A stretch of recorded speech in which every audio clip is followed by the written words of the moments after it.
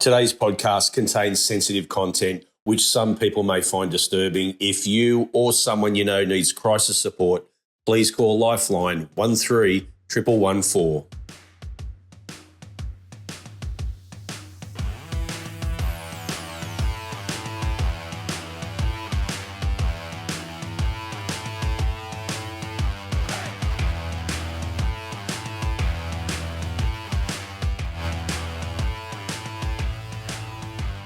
John, thanks for joining me. My pleasure. Mate, you've been retired for a few years now. How's retirement, with you? Oh, retirement's good. By the time I finished work, I'd been thinking about it for some time, and I thought, well, now's the time to go. I was in Canberra. We'd bought a small property up here. We had a house to build. We had our kids to get into school. Our twins were still only 10 when I left Canberra, so we had to get them settled in school before high school up here, and we were coming home. Elizabeth and I, even though we met in Sydney, we're both Novocastrians, and it was just a natural thing that the time had come to come back home. Just when you did retire, was that tough? I mean, a lot of people struggle to make that adjustment in life. No, it wasn't. It wasn't tough at all, as I say. Especially in your area. I'd spent 3 years in Canberra. I knew I'd gone as far as I was going to go. If I went back to Sydney, my future would be uncertain. I was an assistant commissioner. They would have had to find a spot for me. And Peter Ryan, the English commissioner who'd come out of here with his father, what turned out to be rather ruthless ideas, may not have been able to find a position for me, and he would have sacked me. He'd already sacked a few senior police, and he would have used that as an opportunity. Sorry, we've got nowhere for you, on your way. So you might have saw it was coming. Well, yes, but I mean that wasn't the main influence. But Yeah. but I was ready. Yeah. I had a young family. I'd put in 37 years, and I thought, well, time to go home and get on with life. Just like a whole rounded sort of journey, because you started in Adamstown, didn't you? I was born in Adamstown, down the bottom end of Victoria Street, which was incidentally the first part of Adamstown that was settled. And I was brought up in an old miner's cottage. Yep. Yeah, Dad was a labourer at the steelworks. He used to ride a push bike from Adamstown to Comp Steel at Mayfield West every day. And when I was 8 years old, which is in the early 1950s, he finally got himself a second-hand BSA abandoned motorbike. Wow. By the way, I didn't take it out on the street. You look happy as Larry there. Oh yeah, I had the time of my life. It's funny enough, they're actually still riding motorbikes around Adamstown now, but illegally from the bush. Yeah. Just with Adamstown, it was a great place to live back then, wasn't it? It was. Oh, it was. I mean, I could walk around the corner, get on the 203 bus into town to go to the beach. Occasionally, I'd when I was about 10 or 11, it was not uncommon for kids to jump on the bus and go in there. Occasionally, I might, as I'd be coming past shipmates on the way back to the bus stop up the top of town, and the older people who might listen to this would remember that place, you'd smell it coming out, so I might have to buy a battered sav or something and spend my bus fare. But fortunately, the tram tracks, even though the trams had been taken up in the late 40s, the tram tracks were still there all the way up to Adamstown. Yeah. So I could walk the tram tracks all the way home to Adamstown and then back down Victoria Street and home safely. Yeah. I always would say that Adamstown's almost like you're 5 minutes from everywhere. Yes. It just seems so central. Well, that's another thing that one of the other reasons we wanted to come back to Newcastle. In Newcastle, you're 20 minutes from everywhere. And we lived at Hornsby before I'd moved to Canberra. I was driving to Hornsby to Redfern every day. I was in charge of the State Intelligence Group, which was housed in the old Mail Exchange building on Cleveland Street. So I had to drive through the city every morning. Now, to beat the traffic, I'd leave home about 6 and leave town about 6 in the evening to avoid the traffic. Yeah, yeah. I bet you wished you kept the old house now, considering the prices are around Adamstown. Well, as a matter of fact, what Hornsby you're talking about, or Adamstown? Adamstown, Mum and Dad lived there until they both died. My sister had moved back from England. She'd been over there for many years, and she'd moved back from England with her daughter and her son, who was severely disabled, and she sold the place probably about 10 years ago. So it was in the family hands and still until fairly recently. And Mum and Dad had bought it when they came back from Mount Isa in about 1941. They moved up to Mount Isa for Dad to work in the mines, but when Japan came into the war and realised that Mount Isa was likely to be a target, they decided to come back to Newcastle. You had a long and distinguished career in the police force, but you didn't start as a policeman, did you? You did something else. No, well, actually, I left. I went to Boys High after Adamstown, and I realised that university obviously wasn't an option. This is before Goffin. And so I left at the end of fourth year. I finished up doing my leaving certificate at Hamilton Evening College, and had a couple of jobs, and then got a job at the ANZ Bank on the corner of Hunter and Brown Street, which I think is now a KFC or something. And that was a pleasant couple of years, and I eventually became a teller. But then after a while I thought, I can't see myself doing this for the rest of my life. And the manager who drove a Humber, which I thought was pretty flash, and he earned £50 a week. You could only dream of that sort of wage back then. But he used to come in every morning, he'd walk straight into his office, he wouldn't emerge till lunchtime, he'd walk out and you'd never see him again. And, even then I thought, is that what I've got, the best I've got to look forward to? Yeah. So I left. And sounded like you wanted something more out of life. Yeah. So then I did a couple of other odd jobs and then eventually joined the police. What drew you to the police force? A particular incident. Somehow I knew Pat Carl, who was the detective inspector at Newcastle. Now, I don't know, I must have met him through somebody, but I remember quite clearly I went into Dransfield's pie shop in Derby Street one day to get a pie, and there was Pat. And Pat said, "G'day, John, what are you doing with yourself these days?" And I was then working for Marcus Clarke's on the road. Marcus Clarke's used to be on the corner where Spotlight is, down at the bank corner. And he said, "Are you happy?" I said, "Not at all." He said, "Why don't you join the police?" So I did. Would you do it today? It's a totally different realm, isn't it, now, being a policeman? It's a totally different thing compared to when you entered way back then. Look, I've thought about that a lot. Now, certainly things were totally different then. The technology wasn't there. The threats that are there today that young police face every day, at times I wonder how they do it, how they get up and go to work, knowing not just the the daily grind is worse. They get more jobs. They've got so much of their time spent sorting out domestic problems.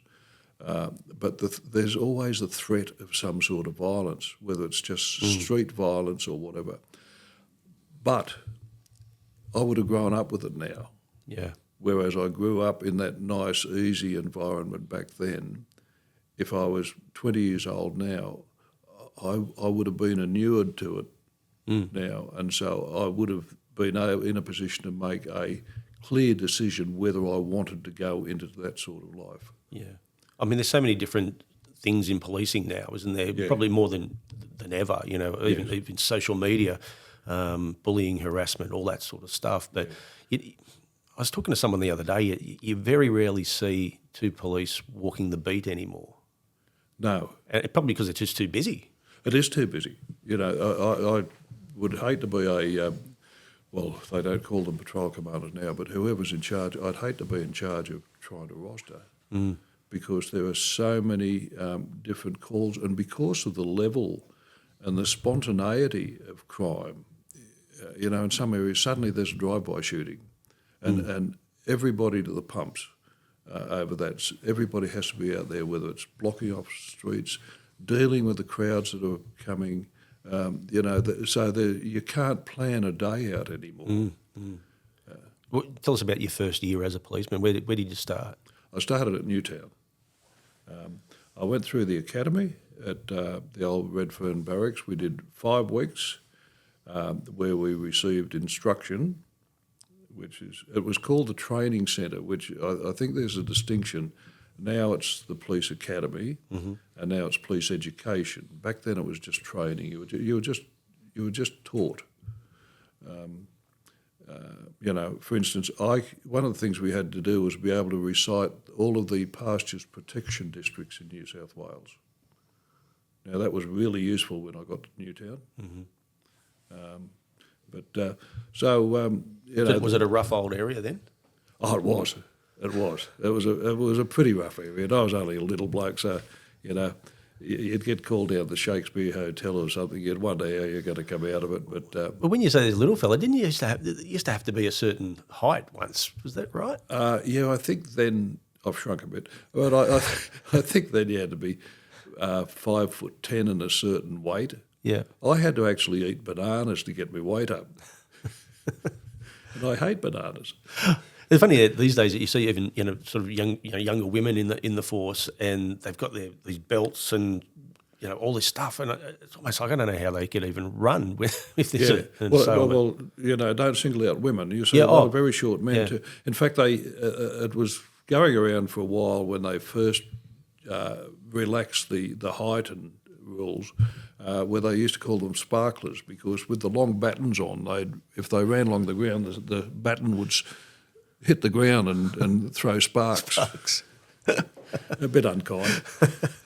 I think if a lot of people saw these battens these days, they'd run for the hills, and sadly not. But you had a good mate and colleague, Doug Eaton. Yeah. You went into the force around the same time as him? We're the same class. Yeah. And we were both country blokes. So we there was just a few country fellows, and we sort of gravitated together. Yeah. So Doug and I became good friends. When we went our different ways. He went to, I think, to Petersham, and then made his way to Newcastle before me. Yeah, there he is there. Yes, yeah. But when you were at Toronto, what sort of a person was he like? Oh, look, he was a lovely, affable. He was a big man. He was a tall man. He was 6'2" or 3. And he just always had a smile on his face. And I'm not making this up in retrospect. He was just a really easygoing bloke, and everybody liked him. And he had a way about him. He used to, quite often he'd just go for a walk down the main street. I'd sometimes be driving around in the detective's car, and I'd see him. He'd have just pulled up, and he'd be out talking to a few young blokes, and you could see they were looking up to him. And also, what's incredibly here is that his sister is my auntie. Yeah. Auntie Val. Yeah. So, but Saturday, April 30, 1977, two officers attend the Toronto Country Club. One of them was Doug, which ended up being Doug's last job. Yes. I mean, this is where things had changed even then. You would class it as a routine job. We'd go to them regularly. A burglar alarm gone off. A break-in, yeah. Well, we didn't even know that. A burglar alarm was tripped. It could be a faulty alarm. It could be anything. I mean, burglar alarms were just a fact of life. You'd go along, you'd just get out, you'd go to it, unless you had information that there was somebody there. And bear in mind, the Toronto Country Club, the golf club, was isolated. Yeah. So there was nobody around there. So Doug and his mate Eddie Gill, Eddie was stationed at Wangi, but he used to come in and work at Toronto. And they got out. Doug went around one side and Eddie went around the other. And as Doug went around the back, Nicola Glessick came down the stairs from the back. He'd heard them arrive. They had been inside the club stacking bottles of whiskey. That's all it was about, bottles of whiskey. And it was great. Nicola and his two sons. Sons Wally and Was Danny. it? Yeah, yeah.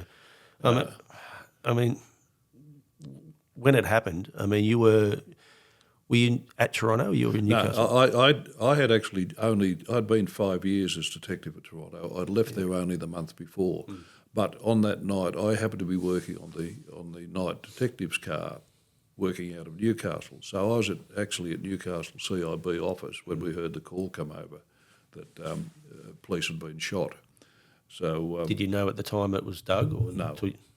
So it wasn't until you got there? It wasn't until we got there. So we jumped in the car and just hightailed it out there. I don't know how long it took us, but I'm sure it was a world speed record. We just flew. And we got out there and there were ambulances there. Eddie was in the back of one car, one ambulance. I remember I looked in, I could see that he was conscious and talking. So I went to the other one and of course Doug was in that. And so I just jumped in and my old mate, I was there when the ambo told me that he just died. Wow. That would have been hard. I don't know how you would have coped. Well, you sort of snap into gear. Yeah. Yeah. By that time I'd been in the job for several years and you just sort of snap into gear and I didn't leave the golf club for a couple of days because a team came up from Sydney, of course, and because of my local knowledge, I stayed there and helped coordinate the operation to finally find them, catch them. Did you have any time off after this, or was back then? I suppose it was just back to work the next day, wasn't it? Oh yeah. I mean, totally different now. Yes, yeah. I mean, there was no such thing as counselling. We counselled each other. But it must have affected you though. Well, it always has the loss of a good mate, and the senselessness of the whole thing, and also the inadequacy of the punishment for them. Yeah. Wally and Danny were out in less than 12 years. And I think there's a picture of you escorting. There you are, escorting Nicola. Yeah. That was the. So it happened on the Saturday night, and that's on the Tuesday morning after they were arrested. I stayed at the golf club till Monday when they were arrested, and then I came into the police station while they were interviewed, and then I had a few hours sleep and came back. And it would always the case that you would take them back to the scene and walk them through the crime scene, and he indicated to me how he had shot Doug. Did he show any remorse? No, not at any stage. I mean, just with that, I mean, he's killed your best mate. Like, I don't know how you could even be standing next to him. I mean, you've got to do your job. Or handcuffed to him. Yeah. Yeah. It was interesting. There was a little incident that happened after that because when I went down to search the premises after they were arrested where they lived. They lived on an acreage, small acreage, just out of Coonbog. Yeah. And it had been tailored. They had cleared sort of walkways between groups of trees. There were trees that had holes carved in the side, and weapons had been planted in there. In the house, there were, and around the house, there were trapdoors with things, weapons. We found 50 kilograms of ammunition, several handguns,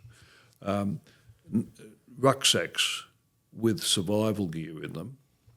I mean, I have no doubt. This is the time, if you put it in a international context, this is the time of the Yugoslav problems, and the Ustasi were a terrorist organisation that was involved in the upheaval in the Balkan states, and I have got no doubt whatever that this is what they were associated with. Wow. And but we went back there to search the place again more thoroughly, and for him to point out things out to us. Yeah. And he was a machinist at Comsteel, incidentally. And there was a big thing about the size of a 44-gallon drum, a metal thing with sort of half-inch thick metal walls and a lid on it that we couldn't get off. And so I said to him, open that up. And he brought out a sort of a set of picks, and he went around the side and he stuck one in here. He'd sort of made it foolproof. One in here, which must have released something, and then one in here. And I remember being crouched down beside him, and I thought to myself, I'm just about to be blown up. Wow. I thought this has got to be booby trapped. Yeah. And it wasn't. Oh, goodness. But I had that distinct feeling. I bet your heart stopped. But there was also more tragedy after the funeral, wasn't there? Oh, yes, yeah. Alan Thompson and Bill Storr, Alan had been in the highway patrol at Toronto for years, so he was another really good mate. So they go to the funeral? They'd gone to the funeral, they were on their way back. For some reason, they ran off the road. It was straight after the funeral. They certainly hadn't been drinking. Well, Alan was a non-drinker to start with. So there was no alcohol, there would have been no speed. We don't know to this day why they ran off the road, but they were both killed. Wow. Alan lived at Cessnock and Bill What I find incredible about that is the fact that, I mean, you've got one officer killed. These other two wouldn't have been killed. Yeah, if exactly. that first, they wouldn't have been at the funeral. Exactly. So we got three gone in the space of a week. And two highway patrol fellows who were used to high-speed chases and all this sort of thing, putting not so much their lives at risk, but used to, being on the road for their whole shift. Yeah. And the fact that, too, that the sentences that they received were just... Well, this is before truth in sentencing. It was before victim impact statements. So they were sentenced on the basis of what the judge thought was a reasonable thing. Now, they were all sentenced to life, but then, they somehow or other, Danny and Nicola was in for much longer. But you crossed paths with Nicola a few years later when there was a prison guard strike. Yeah, those were the days when there was only one union for prison officers. So when the prison officers struck, which was fairly common in the late 70s, they'd all walk off the job, and it would just leave the superintendent, Alan Penning, that's Alan there, and his offsider, Jack Fuller, big Jack Fuller. He was about 6'4", biggest man you've ever seen. We used to go to police golf days, and he would use an iron. He'd use a one iron. He couldn't use a wood because the greens weren't long enough. But so there'd be just the two of them, and so we would go on. I was on the Newcastle SWAS, special weapons. So we would look after the inside of the jail, and they'd have uniform blokes. I tell you what, you look pretty well equipped. Yeah. You even notice I've got bulletproof vests strapped around my waist. That's not weight. Like the only thing you're missing is a machete there. It looks like you're ready to go to war. But this is the funny thing about it. That would never happen these days, would it? Imagine grabbing some police going, you're going to have to man the prison. And especially back then, that prison, that Maitland jail, wasn't for the faint-hearted, was it? Oh, no, not at all. But we would go in, and the Salvation Army, I've always had so much time for the Salvation Army, and this cemented it. Salvation Army officers would come in to feed them. They would provide the food, and they would come in, and so we would, when we did the rounds, we'd feed them twice a day, and there'd be three of us, three SWAS and the Salvation Army fellow. We'd go, and they were all solid-fronted cells with just a little flap. So the first thing they'd do, one of our blokes would have a scanner, because it was not unknown for a prisoner in a cell to disconnect the power cord from his reading lamp, and if he could reach the door, just put it on the door when he heard anyone coming to let us know that he was still alive, sort of thing. electrocute the door, in other words. Yeah. So it scanned to make sure that the door wasn't electrified. And then I was usually the senior man, so I'd open the flap, so I'd stand back against the wall, the back wall. And there was a reason for that. And then made it open the door. The Salvation Army would put the food down on the floor and ask him if, how he's going, and cop a torrent of abuse. The reason he had to stand back against the back of the back wall was because quite often, if we didn't, we would cop more than a torrent of abuse. It'd be the pan with urine or worse in it that the prisoner would try to throw over us, and then move on our way. Nicola Glessick was there at the time. So you went past his cell? Used to, yeah. Well, he obviously was fed sometimes. So how did you know? Like, did they? Oh, they had a little card outside the. I say the names. There was a card that had the name, the offence, and the sentence. Wow, the offence as well. Yes. Wow. Yeah. So you knew what they were in for. Jeez. But there was another fellow who was an inmate during that period. It was a fellow I'd locked up for a safecracker from Toronto, who was a Jimmy. I won't give his surname, but Jimmy was an incorrigible safecracker, and he was a harmless poor bugger, totally alcoholic.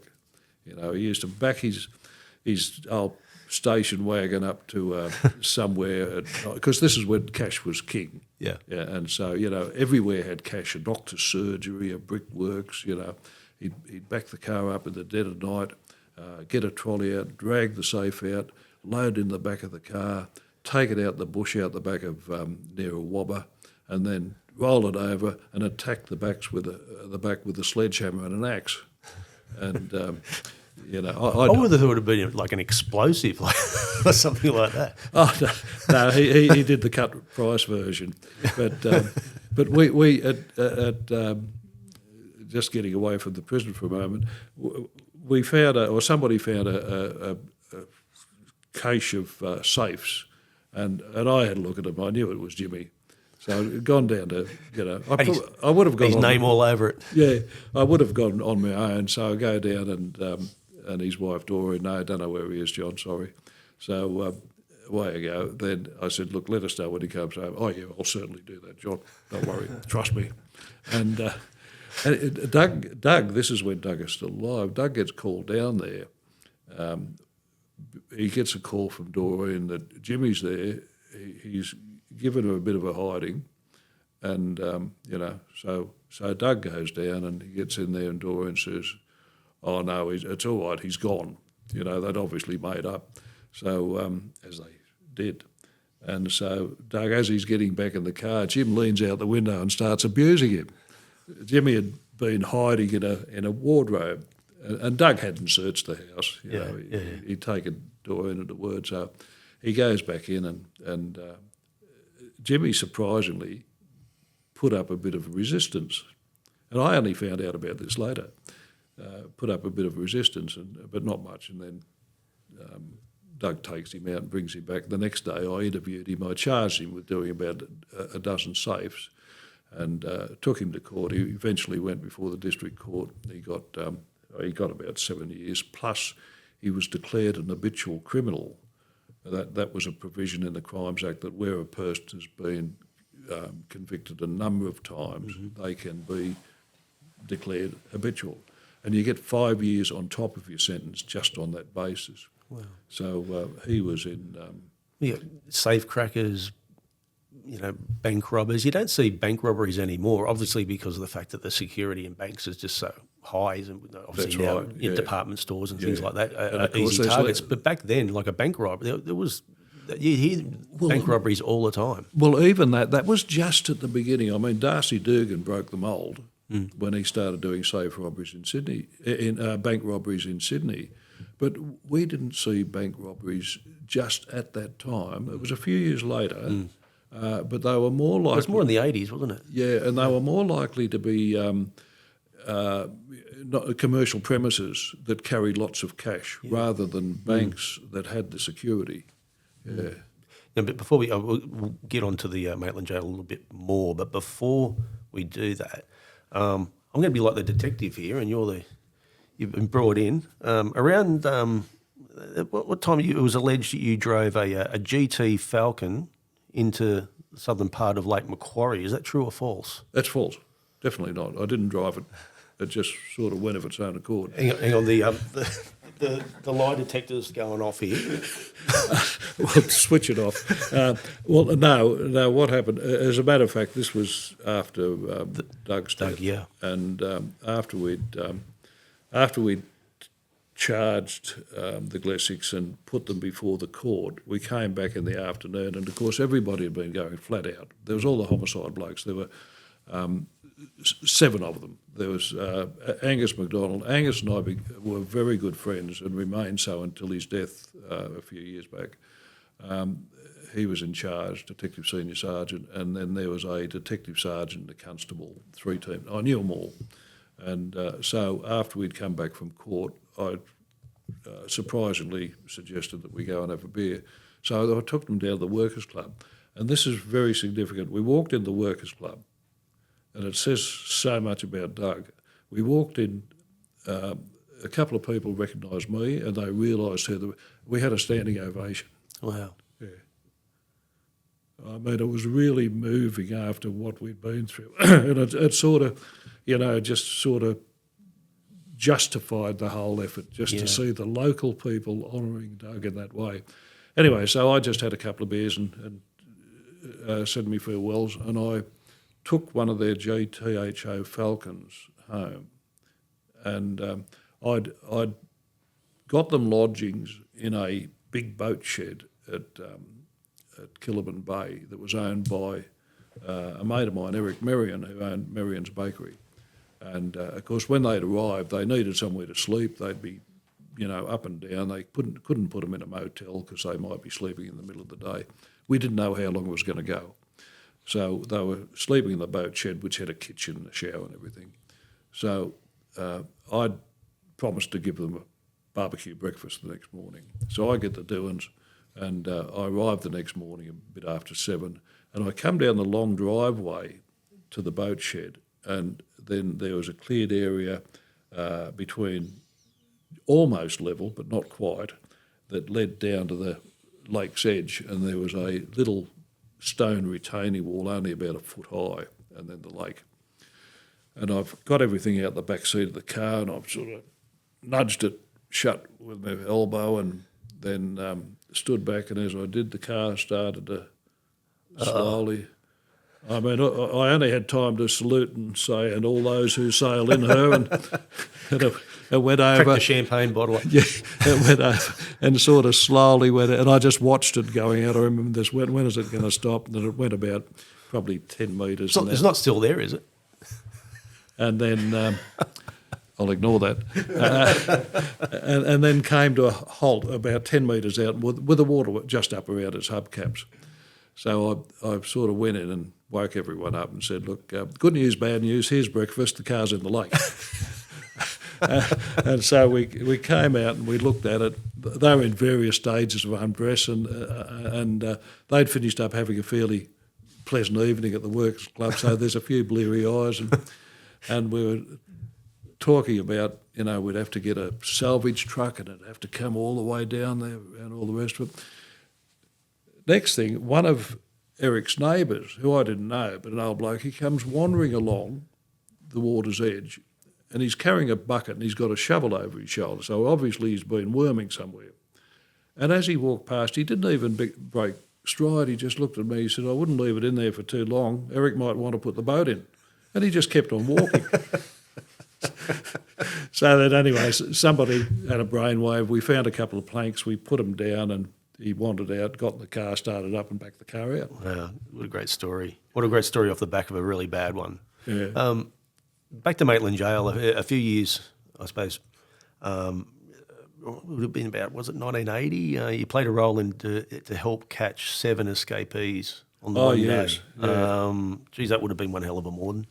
Oh, it was. And So this wasn't when you were filling in for the guards, was it? No, sorry, I left the door open. Sorry, Alan. I was actually then I'd left Toronto and gone to Mayfield, and we were just in the office that morning, and we heard the radio call that 7 had got out of Maitland. We didn't know who they were at the time, but they turned out to be 7 of them, the most violent, vicious criminals in Australia. There was Ray Denning, who everybody would know. Yep. Ray had been convicted of all sorts of things involving firearms and robberies and whatnot. I won't go through them, but Roy Pollett was one of the Red Rat. Yeah, the Red Rat. Yeah. He had just been sentenced not long before for firing a shotgun through the front windscreen of a police car during a chase. He was a bit of an escape artist too. That wasn't the first jail. They all were. They all had form. Roy Pollett, he finished up. He became an artist. I read that. Yeah, and he was quite a good artist, and I think he found a champion, a woman in Melbourne, I think, but he was an unlucky bugger. I mean, I think he was painting while he was in the jail in the end. Yes, yeah, and he was selling these paintings for like thousands of dollars within the jail.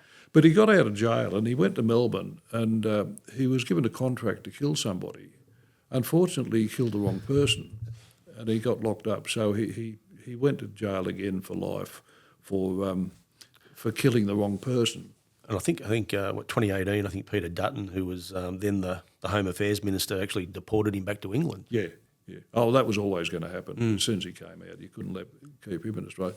But then, and so when we were at Mayfield, and I had a young bloke working with me, plus another detective senior constable. I was probably the most senior man there, and I was still the senior constable. And we headed off. We went up to Hexham and swung across, and because we'd heard, we were following it on the radio, and 3 of them had been captured very quickly under a house near the jail. The other 4 had jumped in the car, and they'd gone through a roadblock and finished up at the Hunter River, and 3 of them swam across. Roy Pollett couldn't swim, so That's not handy, is it? He'd hit in a hay shed. He was caught with hay over his head, which is not a fairly ignominious thing. But the other 3, it's almost like the escape was more planned than what they were going to do when they did escape. Well, they didn't know because none of them were from the area, so they just knew that once they got out. And it was a clever thing. I mean, Billy Sutton, the fellow that I interviewed, he said he called himself the craftsman. He had gone up for 2 months before. Every time they went in the shower, he would go up into one of the shafts to where the extraction fans are, and there was a grate up the top, and he had acquired a bit of hacksaw blade, which wasn't hard to do in jails, and he had painstakingly sawn through over 2 months. Wow. And then he had some red paint, it was red, and he just patched it up each time, then come down. And on the day they all went out, obviously there were other prisoners that knew about it, and they created a sort of a steam bath, turned all the hot taps on, and up they went, and just straight down and over the side. They were outside. Wow. Because the shower block was against the outside wall. But so I turned up, went past Raymond Terrace, turned left to take you back over to Seaham and back to Maitland and over the bridge. And as I came over the bridge onto the flat, I saw this car come hurtling. It was airborne. It was Alf Holden. It was airborne, and I see it come over the rise right up the other end of the straight, probably at the stage 2 kilometres away. And next thing I see a highway patrol airborne too in hot pursuit. And so it was a fairly narrow road. It was only a 2-lane road at that point. And as I drove along, I thought, I immediately thought, we can't let them get into Raymond Terrace. We can't. We've got to stop them here. So I've just hit the brakes and swung I remember saying, hang on, had a young bloke in the back seat. He was thrown all over the back, swung around, stopped the car. And so at this stage, they're just about honest. They had two choices. They could ram us at about 80 kilometres or 90 kilometres an hour or go off the road. Fortunately, they chose to go off the road. Wow. And they went off down in a bit of a gully and, came to a halt and they jumped out and we grabbed them. We've got a pic of there they are there. Yeah, that fella that I've got, Ray Denning there on the left, and on the right is Billy Sutton. Wow. He was such an interesting fella. He's I don't know what his real name was, but William Sutton was the name of the famous American bank robber who was once asked, "Why do you rob banks?" And he famously declared, "Because that's where the money is." What was their demeanour after you've caught them? Was it like was it disappointment? Was it? Oh, look, they'd all tried, escaped, and they had escaped before. When we've got them in the back of the car and we're driving back to Maitland Police Station, they were laughing, and this is when I decided that I wanted to interview Sutton, because I'm looking at him in the rear vision mirror as I'm driving along, and I could see he's the smart one. I want him. Mm-hmm. And as a matter of fact, I when we got back, I said to my offsider, Vincent Fallons, I said, "Don't let anybody near him. I'm going back to the jail." So I went back to the jail and I spoke to Alan and I said, "Alan, take me around. I want to know everything they did." Yeah. So you're one step ahead of them when you're interviewing them. If they tell you something that's true, you say, "No, I know that's not true. I know that you had to do this." And they think, "Oh, you know more than me." Tell you what, that jail was a pretty old jail, that one, and probably wasn't too comfortable for him. These days, the jails are sort of a little bit like motels when you see some of the cells. Yeah, well, they should be too. I mean, if persons go to jail as punishment, not for punishment. They don't go there to be punished. Their punishment is being deprived of the right to live in the community. Mm-hmm.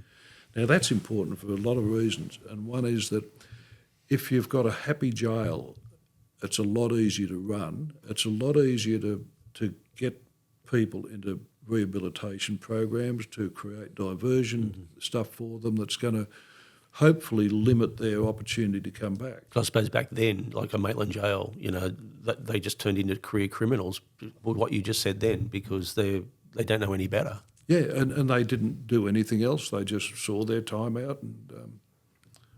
And another incident, it's another sad one. There are a lot of sad ones I'm bringing up. I'm so sorry. But I suppose when you're a policeman, that's what you're dealing with. Yeah. It was another one where the punishment didn't fit the crime, and this was an accident in Hunter Street involving a motorbike and a young 8-year-old. And I'll say this too, is that this incredibly here is that this 8-year-old went to Adamstown Primary School. She was actually in my same class.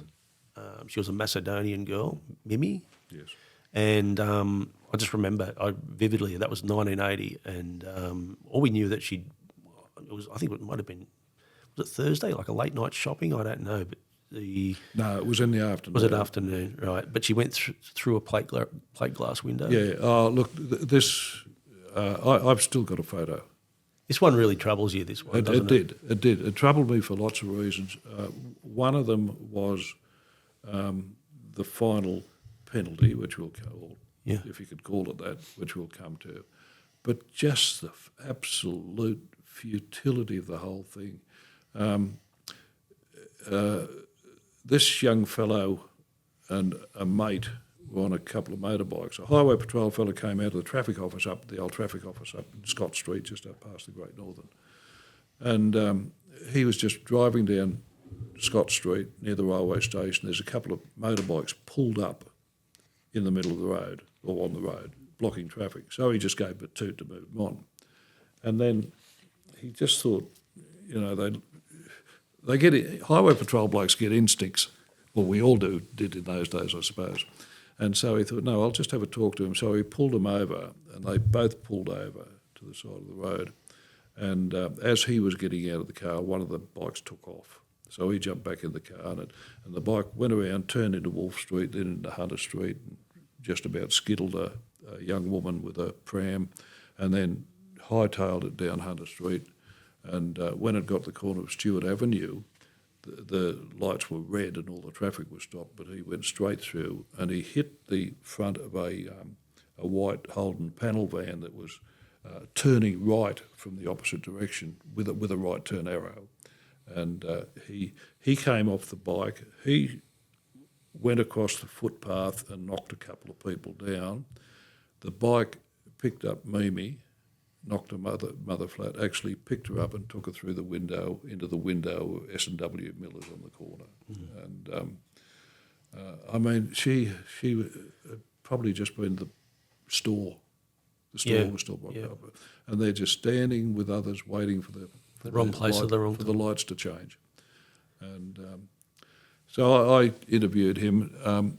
I seriously considered charging him with murder because, you know, murder includes, one of the things that can be reckless indifference.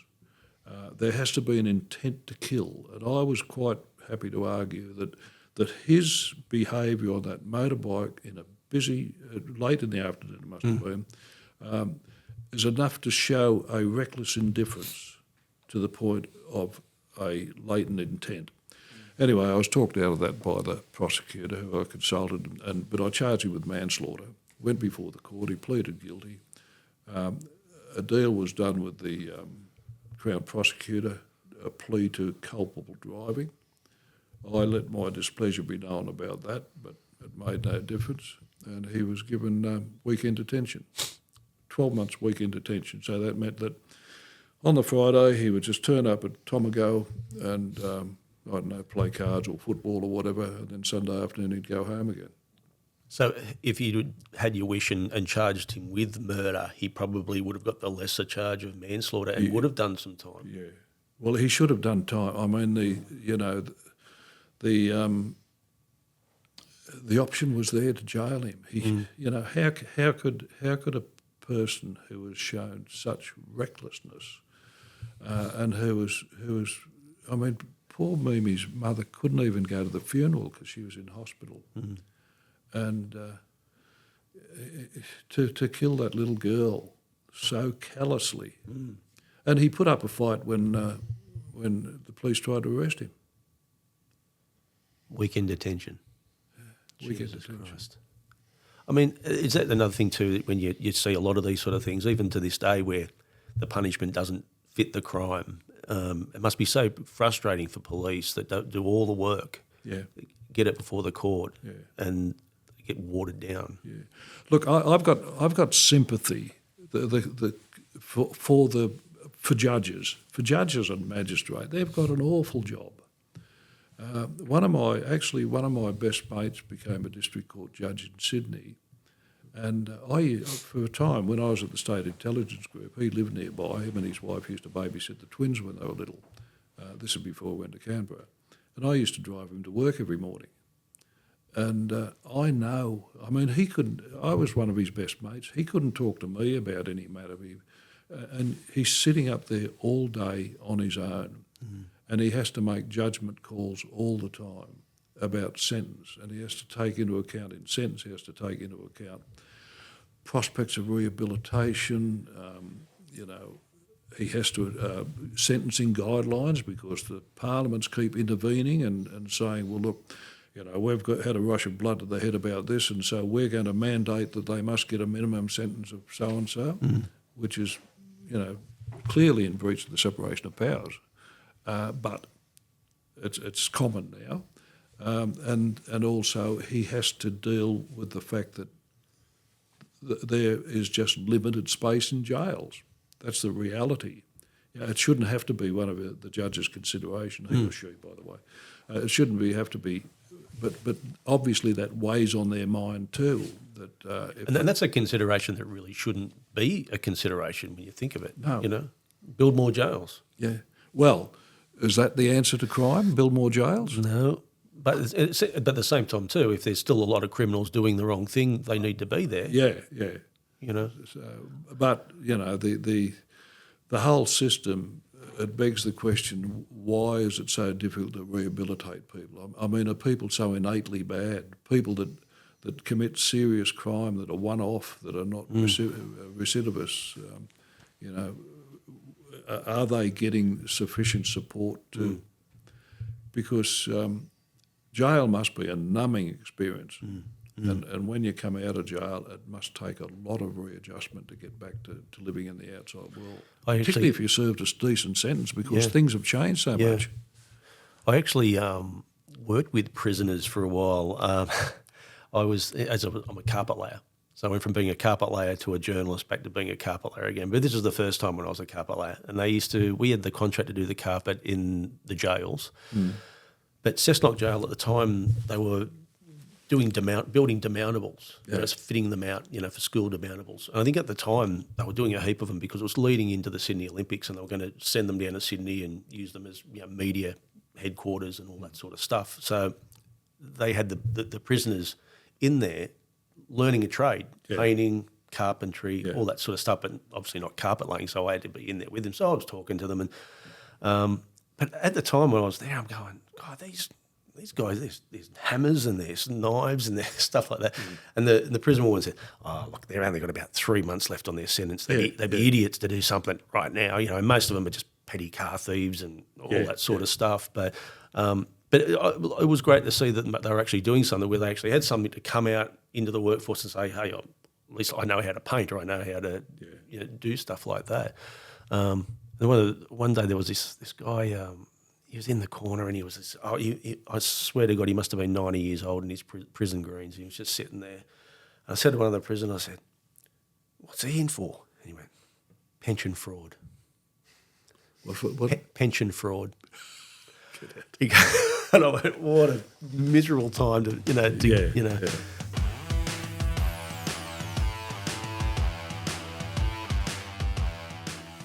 At Elk Architecture, we don't just design buildings, we shape the spaces where life happens. From concept to construction, our award-winning architects bring our vision to life with precision, passion, and purpose. Whether it's your dream home or your next big commercial project, trust Elk Architecture to build what matters most. Elk Architecture, designed for life, built for the future.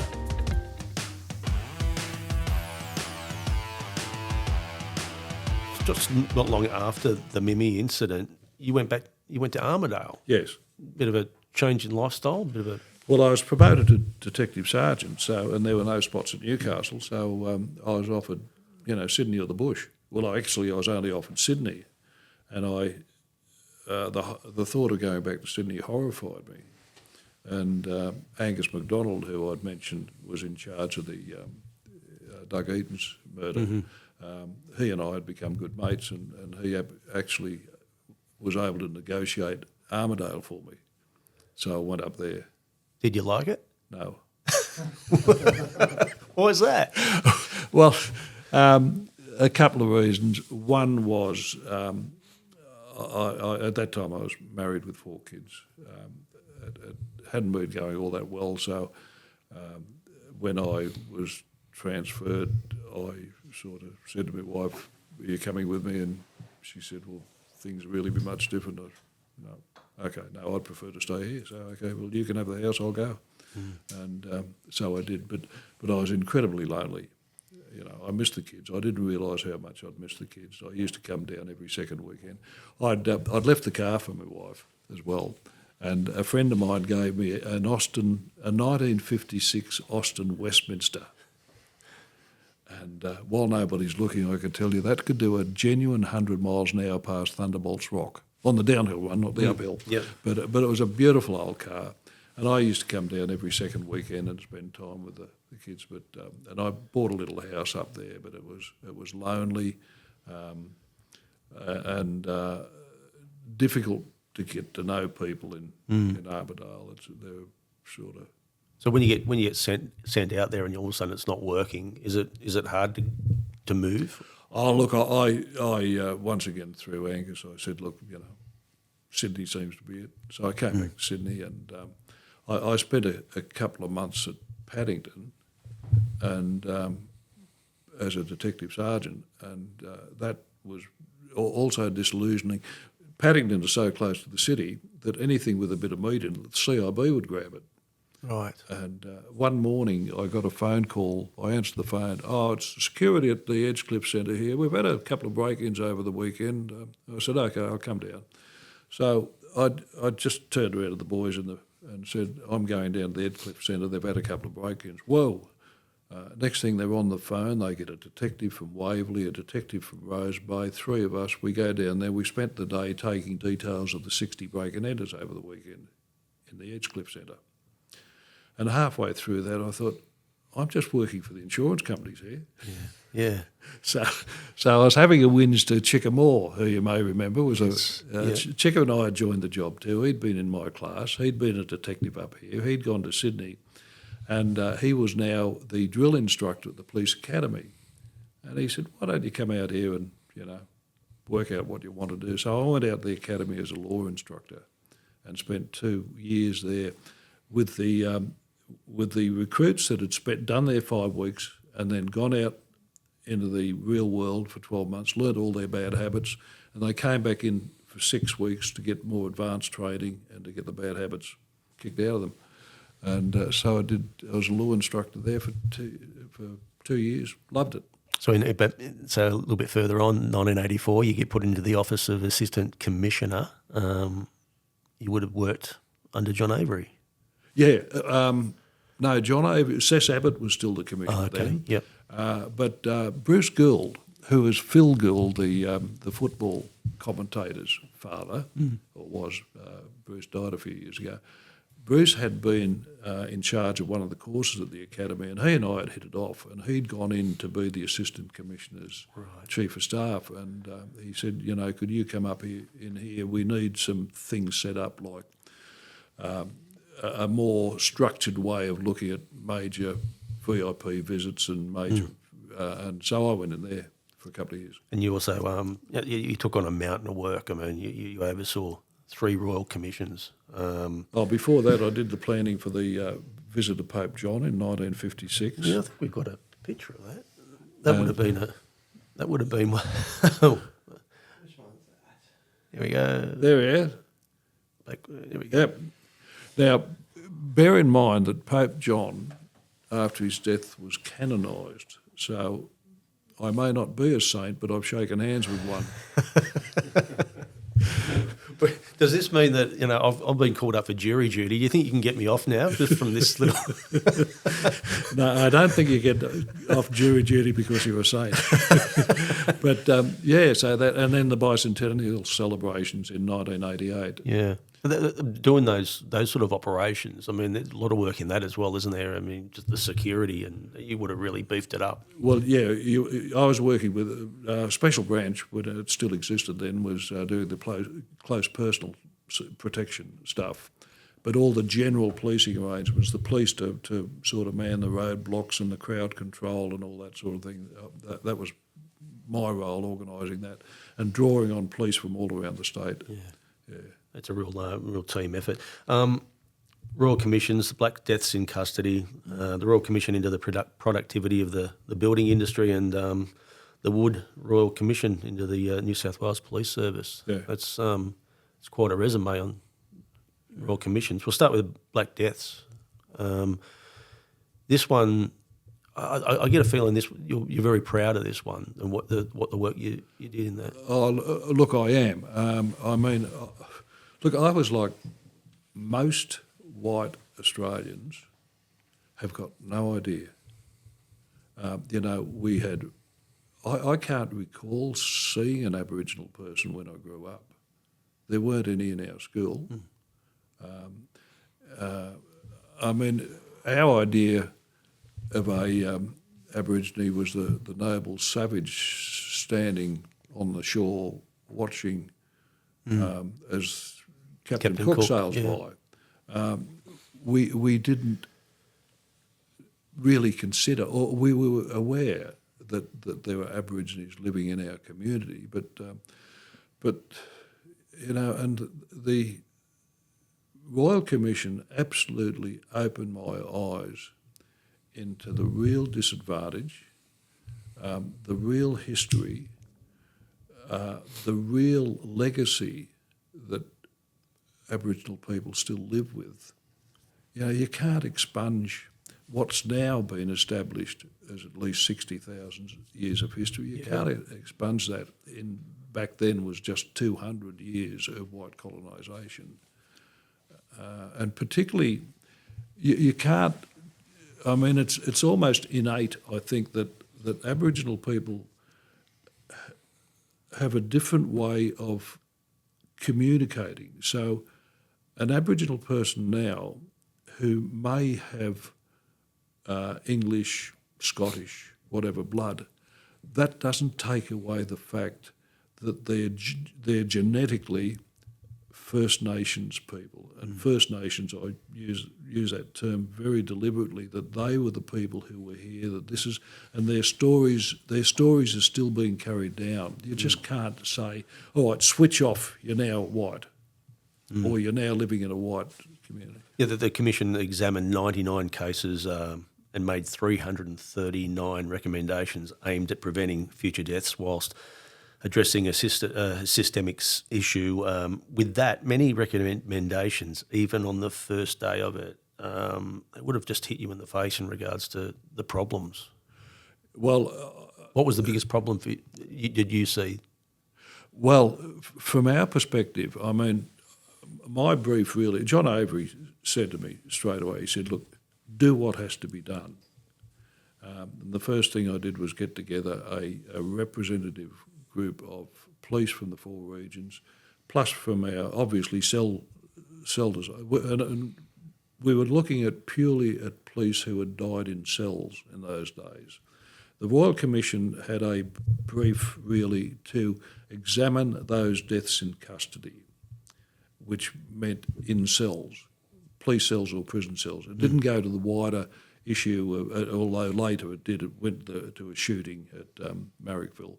But it was mainly looking at deaths in cells, either police or prisons. And so the first thing that, I looked at a police cell for the first time. It used to be you'd lock someone up, you'd charge them. If they got bail, they were on their way. If not, you put them in the cell. End of story, job done. And then the next day you'd take them out of the cell.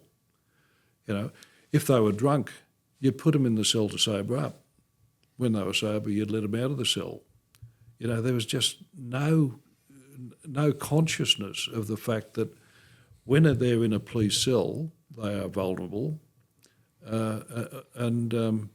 So you have to design the cell to make it suicide-proof. You may need to design it so you can observe them in case they have a medical episode, but this was just never a consideration. The same with jails. I talked about Maitland Jail. Solid brick walls and just a little peephole that you look through. I suppose, with Aboriginals, the genetics will tell you that they're used to living in wide open spaces. That something like this would, It'd be terrifying. Every death, every Aboriginal death in cells had happened within the first 3 hours of incarceration. One of them was within 25 minutes. Basically, as soon as he got in the cell, he looked at ways to end his own life. That's horrific, isn't it? But we were looking at 2 things. One was cell design. How do you make cells easy to manage, so they're easy to manage the people that are inside them, by way of observation, by way of removing anything that would reduce the risk of self-harm. And then you also had to look at, how do we treat the people that are going into cells? How do we assess them? How do we do a basic assessment to say, look, if you've got a medical problem, or if you're unconscious because you're intoxicated or whatnot, you can't go in a police cell. And so that was a major task. But here's the rub. There were 44 deaths in police cells in New South Wales in the time that was examined by the Royal Commission. 7 of them were Aborigines. the others were non-Aboriginal. We did a survey of how many people actually go into police cells every month. It was a quick and dirty survey. We took numbers for a month of how many people actually went into police cells. We were assisted by the Australian Institute of Criminology.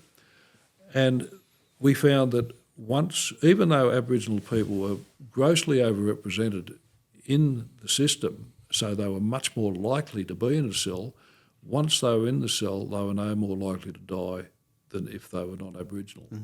So it wasn't a matter of Aboriginals being particularly susceptible to deaths in cells. It was the fact that everybody is susceptible. And so we worked on that basis. With what you achieved out of that, do you look now and in regards, especially with Alice Springs, for example, the dramas that they have with the Indigenous out there? I mean, the police, they seem like they're on a hiding to nothing. How do you fix any of that? Yeah, I know we're morphing onto something a little bit different here. Just before we leave this, Thels, Yep. 44 deaths in 7 years. Right, 44 deaths in 7 years, 7 Aboriginal. Since then, now that's in 7 years. Since 1991 up till now, which is 34 years, there's been 11 deaths, 1 Aboriginal, and that should never have happened.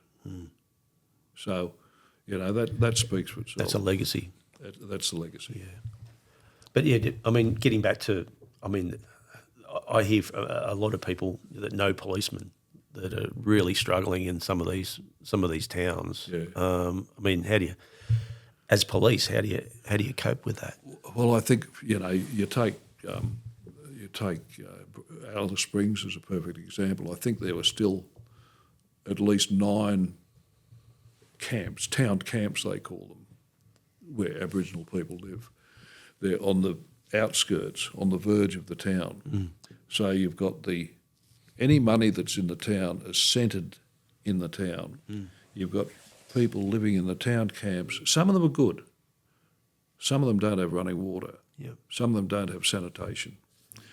So the kids, I think the unemployment rate for youths, under 18 or 20 or whatever in Alice Springs is about 40%. So they've got nothing to do. They are living in substandard conditions.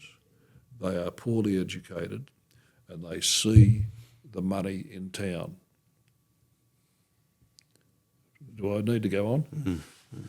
Yeah. Yeah, I totally get you. Just with that, you still did lots of work with the Indigenous community. You went to places like Brewarrina and places like that.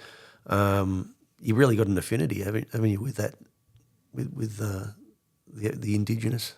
Well, I don't know. I mean, I don't want to be corny about it, but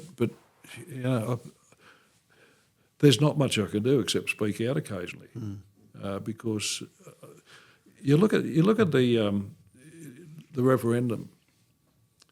Now, before the referendum, there was support for a voice to Parliament. That dissipated as soon as there was an orchestrated campaign by Dutton and others to diminish that. And that, to me, showed one thing clearly. The white community, they either don't care, and I think that's the main thing, they really don't, because they don't know about the problem, why bother? Which is tragic, and there will be a lot of people that will disagree with that. I've spoken to a lot of people that disagree with it when I suggest, but really, why it was such a simple thing, wasn't it? We just want to have a say in matters and every work that's been done, every good project. You look at the projects in Burke and places like that, which have stumbled a bit now, but every one of those, when it's driven by the local Indigenous people, it gets results. When it's imposed, it doesn't. Do you think though? I mean, there was a lot of people that were undecided, and again, everyone's got the vote, to do what they to vote what they want, but it felt like as the campaign was rolled out, if you sort of were undecided, it was starting to get rammed down the throat of the people that were undecided, which maybe turned their decision in regards to it. Because again, it was more about information of what it was about. And I don't think it was given, it really needed to be done in layman's terms of this is what's going to happen. And there was always that, the worry of what will happen, the bad side of it, if that makes sense. Was that what bad side? Well, no. Well, I mean, it's almost like the lack of information in regards to what it was about. But this is it made people that was sort of with a mind of going, I don't know what I'm going to vote for yet. Was sort of going, well, unless you can lay it out to me, how can I vote for something that you're not clearly telling? There's no doubt the Yes campaign was poorly run. I think it was built on the basis that it was so logical that how could people not understand it? I mean, probably the if you don't know, vote no. That Dutton kept saying, or the No campaign generally kept saying, if you don't know, vote no. Well, the answer to that, if you don't know, find out. Do you think that it should have politically, both sides should have just stepped aside from this? Yes, both Albo and Dutton, and just let people. I think it would have had a better chance if it because all of a sudden it become this political. Football. Yes, it became a political vote. It became a vote for the government or a vote for the opposition. That's how it was. But you look at the history of it. I mean, it was Shorten and Turnbull when they were leaders. They agreed that something needed to be done. So they set up the constitutional group, which led to the Aboriginal people all around Australia being canvassed for their views, and they met at Uluru and came to the conclusion. They issued the Uluru Statement from the Heart.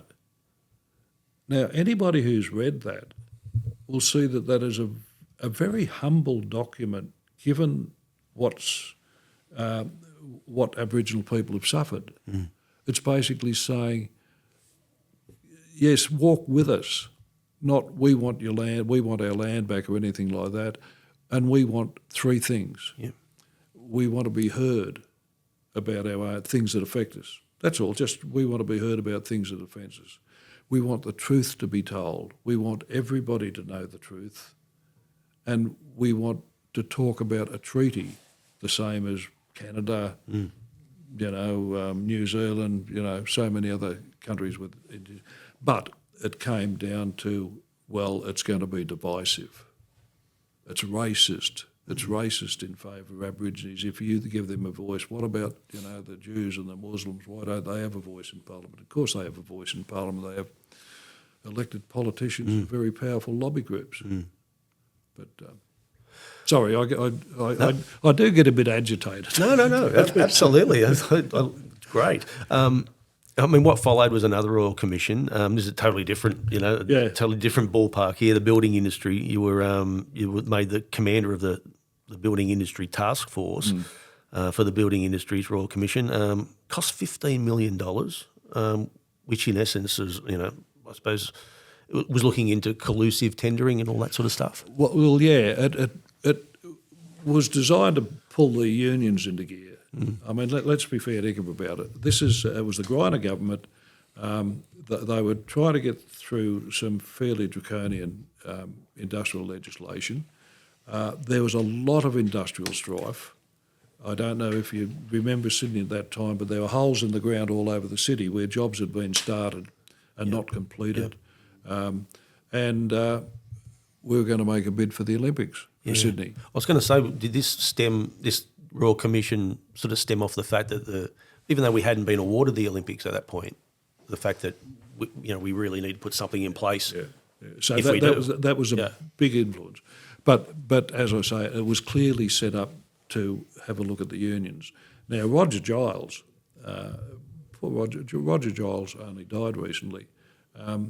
He was the Royal Commissioner with assistance from a couple of others whose names just escape me at the moment. But he discovered that, yes, there was skullduggery with the unions. There was, a bit of standing over, and there was standing over project managers and whatnot.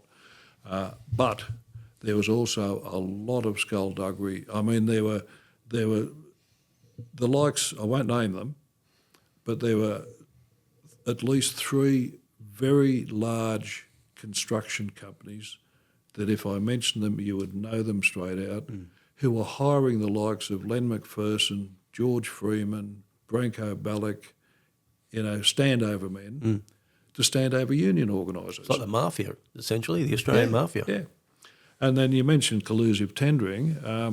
The Master Builders Association in Sydney would host, going back slightly, with some major building projects, they were so big, multi-storey shopping complex and accommodation complexes, one at North Sydney as a standout metro. They would invite those that were capable of building it to tender, because there might only be half a dozen companies Australia-wide that have the capacity for a project that big. So they'd be invited to tender. So the Master Builders Association would host the management of those, and they would say, okay, well, one of us is going to get this, so that means the other 5 are going to miss out. But just to sort of compensate you for the time and effort you put into it, what about if we each add 5 of us $1.25 million to our tender price? We won't tell each other what the tender price is, but we'll each agree to add $1.25 million to it, and we'll disguise that as consulting fees or scaffolding or something like that. One major company had a computer system that could just, if that 1.5 million became 1.5%, say, for argument's sake, an $100 million project, that could apportion that to everything in the tender, so that when the bill of quantities was examined or scrutinised, it wouldn't, because there's only 1.5% on the number of screws, that means nothing. So then, when the tender was announced, the winner would give the losers $150,000 each. Now, I mentioned that figure because that was the figure on one major project, and we had in-house quantity surveyors. And when they did an assessment of how much it actually cost to prepare a tender for that project, it came to $17,500. Wow. We finished up getting a crime commission reference for that. One of the construction companies took us to the Supreme Court and said that it was outside the remit of the Crime Commission because it was serious and organised crime. And the Supreme Court agreed that it was serious organised crime, so we then were able to pull people before the Crime Commission where they were compelled to answer questions or faced jail time. And so we had a lot of success, and we prosecuted directors of major construction companies, plus a few union organisers. Speaking with the unions, did you feel ever threatened? No. I tell you, there was one incident where a part-time journalist came to us and said that she had proof that a very senior union official in New South Wales had received a bribe, I think it was $1 million, and she had a bank statement to show a copy of a bank statement to show where it had been deposited. And the investigator who got brought it to me, oh, come on, we've got him here. And I had a look at that and I thought, that's not right. That's not right. That's too easy. So it was to the Commonwealth Bank around the corner. So I took it and I walked around the Commonwealth Bank and I spoke to the manager. And he said, no, he said, that's not even our statement for it, And so we gave the journalist a bit of advice about checking sources and whatnot. That was it. Well, you're not surmising that the media was getting it wrong? So now I don't know whether it ever got back to that person, but when I left there, the union, a senior official. When it left there, I went on, and eventually the State Intelligence Group, I got a phone call from him one day, and he said, "John, I hope you remember me." He said, "But we have a problem. We've got I think it was a demolishing company working on a job in Hunter Street, and there's just about to be a confrontation, and the police will be called." He said, "I don't want there to be a confrontation. If I ring the local police and announce my name, they'll just ignore me. Can you, this is serious, can you get a few police there just to make sure it doesn't happen?" And I did. Now, I don't know whether but he had rung me. Yeah. You knew where you lived. Yeah. Then there was the next one, the Royal Commission into your own, the New South Wales Police. A lot of allegations raised at the inquiry, the existence of a pedophile network consisting of members of the legal profession, media, political and medical professions. Yes. Geez, that would have ran deep, that one. Yeah, that... is that hard doing more or less an investigation on your own, Oh no, I wasn't involved in that. I was at the State Intelligence Group, I had no direct. I was called to the Royal Commission a couple of times and produced records and whatnot, but I didn't have a. Although when it first started, by then Tony Lauer was the commissioner, and Tony called me in. I forget where I was at the time, but he said, "Oh, a Royal Commission has been announced. You're the expert on Royal Commissions. Will you handle it?" And was that on your business card?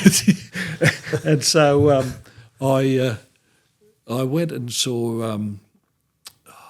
He died recently too. A senior barrister who was counsel assisting, and had to talk to him. And I came back to Tony, and I said, "Look, this is not a part-time job. You will need a unit, you'll need lawyers, you'll need, we finished up with a unit of about 30 people responding to all the requests, demands for information and getting witnesses and whatnot." And so my only role was, so much of it relied on intelligence. Yeah. These people that you speak of, the pedophile network, they used to meet at a nightclub called Kinsella's. And when I went to the State Intelligence Group, they were just starting to move over to computerised records.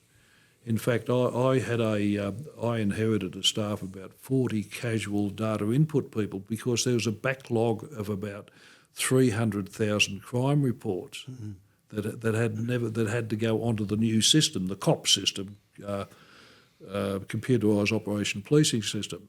And so I had people beavering away, putting all that information in. And so much of the intelligence records had been hard copy as well. And it used to be consorting cards. The consorting squad would go around and they'd just type something out and go in and be transferred to a card and go into a box. We had nothing at all about Kinsella's. This was before I went there.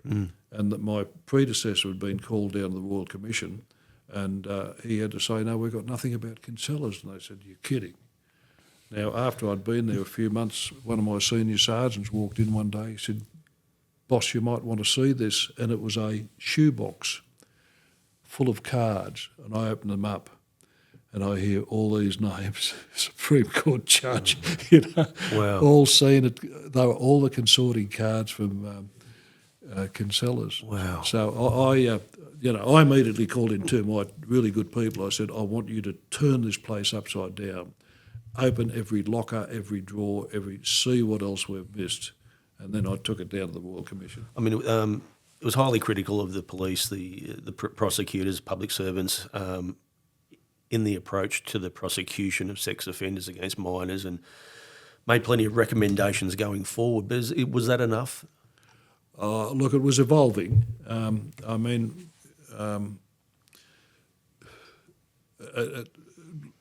Child sex abuse is obviously more open now, but then as it is now, I mean, there was more happening in the family home than was happening in Kinsella's.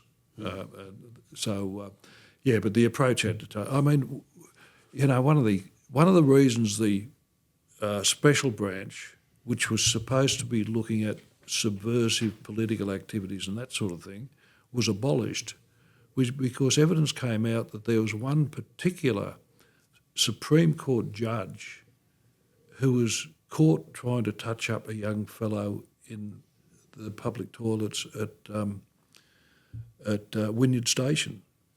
He was caught red-handed, and he said, "Will you please ring these police?" He rang someone at the special branch. The special branch drove him home. Now, this was part of their VIP protection role, that they also looked after important people, provided clothes. But and that's public too. I'm not letting anything out. But so there was a wholly different environment then. Yeah. And with such high-profile people, it just the trust would just go out the window, especially knowing who these people were. Exactly. Going forward. And we're still recovering. Yeah. And I suppose this sort of morphs onto, you had a hand in helping the arrest of a pedophile priest in 1995. Father Vincent Ryan. Yeah. He was an ordinary bloke, wasn't he? Oh, yes. I was actually appointed as commander of the North Region Major Crime Squad. I was only there for a few months. I'd been at the State Intelligence Group. I'd actually been working as staff officer operations at North Region at Gosford, which was great. Lived at Hornsby, travelled to Gosford, great. Had the Harbour Bridge to the Queensland border, and but then I was contacted by the Deputy Commissioner saying, we've had a bit of a problem with the State Intelligence Group. We need new leadership in there. Can you go in for 3 months and just sort it out? So 18 months later, I spoke to Tony Lauer, who was Commissioner, and I said, I think the 3 months is up. So then the commander of the North Region Major Crime Squad wanted to change, so I took over there. I had an office at Chatswood and also an office at Newcastle, because we had about 40 detectives at Newcastle. Yeah. And when I got up there, I obviously called for briefings on everything that was going. And I thought a young detective constable came in and told me that, yes, he had a brief. Apparently a couple of young men had been at a social function, hadn't seen each other since they were altar boys at the Catholic Church in Merriweather. They got talking, they disclosed that they'd been sexually abused by Vincent Ryan. So they spoke to a solicitor, then came in. They would refer to this young detective constable. So I thought he took very good statements off them. They named a couple of other kids. He went around and door knocked them and got statements off them. And I said to him, this is going to be big, because, you don't go around locking up priests every day. And he said, oh, boss, I really want to go with it. I said, okay. So he had really good support. So when you just hold there, so when you say that to him, would think that in the past a lot of police may have been hesitant to do this because of the enormity of it? Oh, look, I don't know, but I think they would have done it on its merits. Probably might have done, but the quality of what he showed me, the plan, the investigation plan that he had, and I knew he had great support. He was attached to the Child Mistreatment Unit. Detective Sergeant Rhonda Mulligan, an old mate of mine, still a mate of mine. She was in charge of that. She was a most accomplished investigator. Had done undercover work, done all sorts of things. She was a star. So she was there. But also John Mooney, Detective Senior Sergeant Bopper Mooney, who was pretty well known around Newcastle. He had more of a supervisory role generally in the crime squad, so I asked him, to be the young fella's mentor. So away it went, and eventually we had enough to charge Ryan. By this time, he was a priest at Taree, so the young fellow and his offsider with Johnny Mooney went up to Taree, grabbed him, interviewed him and charged him. And one very interesting thing, I I supervised the execution of a search warrant that morning on the Bishop's office at Mayfield West, at Newcastle West, and then I drove up to Taree. And when it was all over, I was having a beer at the sailing club with Johnny Mooney, and we were standing out on the balcony overlooking the Manning River. And I remember this. He said, "You know, John, one thing that struck me today," he said, "I was talking to all the people at the church and whatnot, and he said, and everybody was very concerned, but nobody was surprised. Nobody said to me, 'Oh, no, not Vincent Ryan, not Father Ryan, no.' They just said, 'Oh, will he go to jail?' He said it was as if he'd been locked up on the breathalyser. 'Oh, will he lose his licence?' And anyway... I mean, he was one of the worst offenders. I mean, it was over 37, more than 37. 37 victims. But that's the only ones that come forward. Who knows, how many more. But the young constable, part of the way through it, just another side story, the part of the way through it, he comes to me, he said, "Look, who are you going to hand this to?" I said, "What do you mean?" He said, "Well, I have to go back." "Where to?" He said, "Back to Curry. Didn't they tell you?" I hadn't been briefed that he was a uniformed constable getting 3 months plainclothes experience, and he had to go back to Curry. Wow. So I rang John Albury, who was the inspector at Cessnock, which was the area, and I said, "I don't know what it'll cost, mate, but I want him." And so I negotiated a transfer. He didn't do too bad, that young bloke. He went out to Dubbo. He went to Burke first, and then he went to Dubbo. While he was at Dubbo, he became interested in politics. He became the local national member for Dubbo. We're talking to Troy Grant. Troy Grant. Yep. Troy Grant. He became the... He didn't do too bad, did he? He became the Deputy Premier of New South Wales. No, that's not him. That's where are we? I think it was back-to-back. There was back-to-backs. There we go. Oh, that's okay. There he is. That's him. There he is in the Yeah. the uniform and as a poly. So you saw potential in. Yeah. Because I mean, when you think of it, that arrest of Vincent Ryan, that was really when the deck of cards started to topple. That was the real big one, wasn't it? Yes, yeah. And he told me also that word had come out through talking to the families and whatnot that at least one of the mothers of one of the boys had complained to the Monsignor Patrick Cotter, who was Ryan's superior, and he said, "Oh, don't worry, I'll look after it." And he never did. And so I said, "Oh, I put a brief together around him too." And so that was the day you went up to. that was the day he was charged at Taree. Sorry. Yeah. Do you remember his demeanour that day? I didn't see him. So it was told. I didn't see him. I didn't interfere in that part of it at all. But I mean, you look at it. I mean, Ryan's offences dated back 20 years earlier from this. One child was 6. Yeah. Just imagine that. And when you think he was the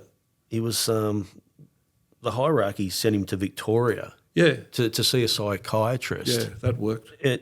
In the hope he could be cured. Yes. You can't be cured. Can it? Well, I suppose you can, but not. It's almost like once they get it. It's a bad way of saying this. A taste for it. It's almost like they can't stop. And he was brought back to this area. That was the worst part. Did you happen to see Revelation at all? Well, I think we've got a bit of a clip of that. It's Sarah Ferguson's Revelation series, which was on the ABC. It's actually 2 years later. It's now on Netflix. You can watch it on Netflix. That's how popular it became. It was. Look, in 1997, Ryan was jailed for 14 years for crimes he committed over 20 years. Here we go.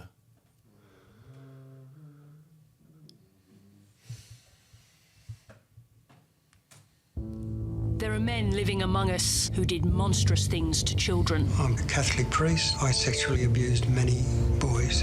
The groundbreaking heartbreaking series. They wanted to be in my presence. Sarah Ferguson goes deep into the dark heart of the Catholic Church. You choose confession over the children. I think we will do that, yes. Inside the courtrooms There were many boys over many years. and prisons. Pedophiles protect pedophiles. Every single offender has suicides attached. Had to respect his right to silence. That's a cover-up. Well, you might call it a cover-up. Can you be forgiven? By God, most certainly. Revelation, Tuesday, March 17 on ABC and iView. It's just watching that. I mean, that's just a trailer. Yeah. Makes back of your neck, hairs on the back of your neck stand up. It's I watched that, and you know the thing that really, I mean, the first episode was just about totally devoted to Ryan. And you know the thing that struck me so forcefully? what's that? He was enjoying it. He was enjoying it. No, it wasn't me, it was God. Yeah. No remorse whatsoever. The other thing that... I mean, he confessed, to the Catholic Church, and his penance was 3 Hail Marys and a decade of Rosary. I mean, do you feel there's a place where, I mean, when a massive, something like that happens, they have to hand it over to authorities, but they still are stoic in keeping that vow of silence? Well, still, I mean, it showed Bishop Bill Wright, who was the previous bishop here. Now, this is only 3 or 4 years ago. He was saying, the law should butt out of it. It's got nothing to do with the law. I mean, Bill Wright, his sense of denial.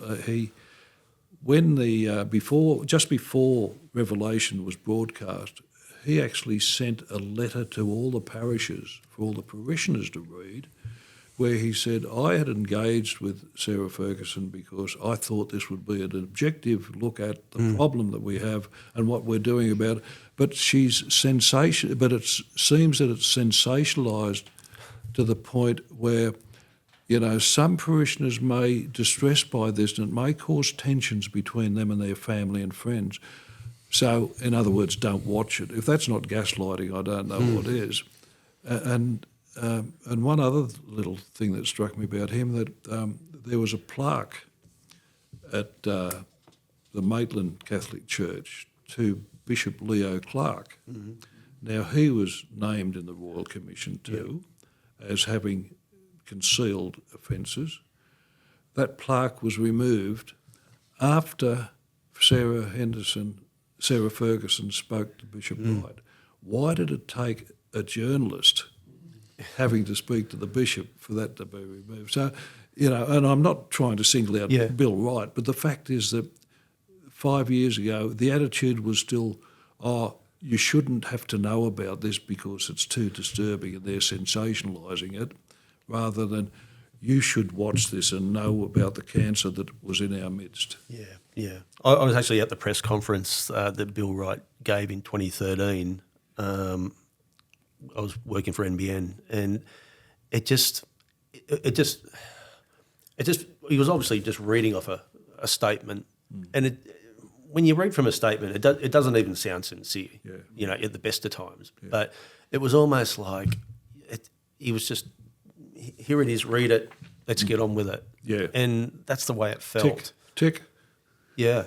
I mean, and also too, we can't forget the work that like Joanne McCarthy from the Newcastle Herald. She's. I mean, she was like and I suppose that says a lot for investigative journalism, which doesn't happen these days because the media industry, the landscape is just going at the rate of knot. And a lot of these people are getting out of the game as well. It just shows that she got a lot of ins, didn't she, in regards to talking to victims. Sometimes maybe a little bit more than maybe the police would have got or had have got. Yeah, I had a lot to do with Joanne at that time. I'd retired at this point, and she would occasionally ring me and ask me, about points of law and whatnot. We became very close friends. And I was really worried about her. She was putting her heart and soul into this, and she was sort of almost as if she was absorbing it. But she was tenacious. I mean, she's a brilliant journalist. Yeah. She's a brilliant writer. It wasn't only that. It was that. What was the high something? The building company up around the Pecolbin area. Yes. Yeah. That was brilliant investigative work. But this stood alone, and she forged such an alliance with the really good, hard-working people, Audrey Nash, Peter Gogarty, people like that. She became their rock to a certain extent, and I think she was a bit harshly treated by the police at that time because they were still trying to, they were hard at it. I mean the work that Jeff Little did on the Wilson brief, the Archbishop that was charged, he was convicted, but unfortunately got out on appeal after, 3 judges sat up and just read the transcript without eyeing any of the witnesses or Wilson, and made a decision at law that overturned the magistrate's decision, which is disappointing. But that was a brilliant brief. In fact, John Lloyd QC, who I don't know if you know his name, he was one of Australia's senior prosecutors, had worked around the world as a prosecutor in Hong Kong and London and so on. And he examined Jeff's brief, and he said it's one of the best briefs he's ever seen. So there was a certain sense, that the police were just trying to get on with the job. So did the police, when you say that the police, she was sort of poorly treated by the police at the time? I didn't say poorly treated, but she was kept at arm's length. Yeah. Because of the fact that the police were doing things, their own. And they didn't want anybody sort of coming into that. I at one point I tried to negotiate a meeting because I felt that Joanne was a walking encyclopedia on sexual child abuse by clergy, and she was such a valuable resource and a valuable conduit because she could speak to all the people involved. I suppose doing something like that and being so involved, it's great that she did what she did, but again, it does come at a price because when you wrap yourself around something like that, it's 24/7, and even to this day, I've got no doubt that she suffered a lot out of that. Yeah. I mean, I just when we were talking about this the other day, I actually drove past and stopped out the front of the Merriweather. Well, it's at the junction, St Joseph's, and just looked across, and I don't know, you just see a looking car. My God, some of the, if the walls could talk. Yeah. I mean, when you were going through this, I mean, I suppose there's the police have a mountain of people, coming forward, but over time, was it a case of obviously they weren't getting listened to by the clergy, and it was almost like they couldn't, not so much trust the police, but it was almost like it was so big, it was almost like they couldn't see the light at the end of the tunnel in regards to any arrests or any prison sentences. Yeah, who are you talking about? I'm talking about the victims and the families. Yeah. Look, first up, getting back to the time when these offences were occurring, I don't think it would have occurred to the families to go to the police. They were all good people. They were good Catholics. Their children were altar boys. I mean, that shows a devotion to the church where they want the boys to be brought up in that environment. So the Royal Commission brought out evidence in so many cases. So what they did when something went wrong, they went to the next in line, whether it was Patrick Cotter, Leo Clarke. In other states, there was evidence that they would go to the bishop or whatever, and that's where the cover-up set in. They trusted those people that they went to take action, and they were betrayed by the senior people they went into. I think the ones that you said, the two families, the two boys or two men that ran into each other years down the track. I think I read somewhere where one of them said that after he'd been molested by Ryan, about a year later, he was in high school, and Ryan was at the high school doing some type of thing for the school, and his instinct was to go home and get the biggest carving knife, and go and kill him. Yes. And he said, and I wish I did, because it would have saved more lives. Yes. Yeah. That's powerful. But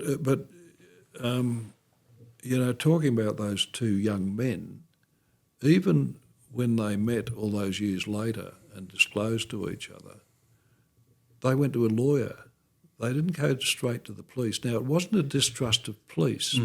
It was just that this is something that happened in the church. So, there was almost this sort of latent unconscious thing. We've been abused in the church. The church will help us out of this.